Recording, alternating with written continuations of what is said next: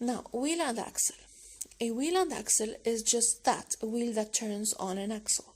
An axle is a cylinder that keeps the wheel in place. On a bike, the axle attaches the wheel to the bike frame. Without the axle, the wheel would eventually slide away. How does it work? A wheel and axle help you move a load, or yourself, or both, by changing the strength and the distance of a force. You can apply a strong input force over a short distance to an axle and move a wheel a longer distance. Or you can apply a weaker input force over a longer distance to a wheel and move an axle with a strong output force. A wheel and axle also changes the direction of a force. As you sit on a bike and turns the pedals in a rotary motion in circles, the bike moves forward linearly. It means you are doing a circular motion, but the output is a straight line. A wheel and axle also makes work easier by helping to move things with less friction. A wheel has less contact with the ground than something flat, which eliminates friction from dragging. Now, what's the trade-off? Different sized wheels are helpful for different situations. Given the same input force, smaller wheels will have more output force, but will travel a smaller distance, while bigger wheels will have less output force, but will travel a greater distance.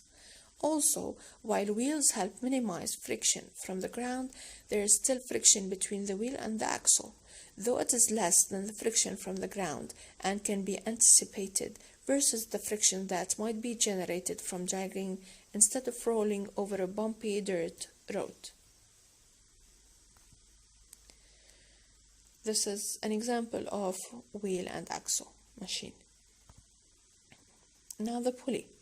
A pulley is a rope wrapped around a wheel. Flagpoles and piano movers sometimes use pulleys. How does it work? Pulleys help lift or otherwise move a load. You can use a pulley to raise a flag up a flagpole by pulling down. Pulleys can make work easier by changing the direction of the force. When you use a pulley to move something up by pulling down, you get extra assistance from gravity. Imagine instead trying to climb straight up a flagpole with a flag in a hand to pin it at the top. Pulleys also change the strength and distance of an input force. You apply a lesser input force over a greater distance to move a load with more strength a shorter distance. To lift or move heavier loads, you can use more pulleys, but you also need to add more rope. If you double the number of pulleys, you'll have to double the rope and double the length of the distance over which the force is applied. What's the trade-off? A pulley can make it easier to lift something heavy with a small force applied over a long distance of rope. While you're pulling or applying force over a much longer distance than the load moves, it's usually easier to add more rope than to apply a larger force. As you can see, this is an example of pulley. It changes the direction of the force, and it makes it easier to move heavy loads. Inclined plane. An inclined plane is a flat surface with one end propped up higher than the other, like a long piece of wood resting on a ledge. A hill and a flight of stairs are also inclined planes.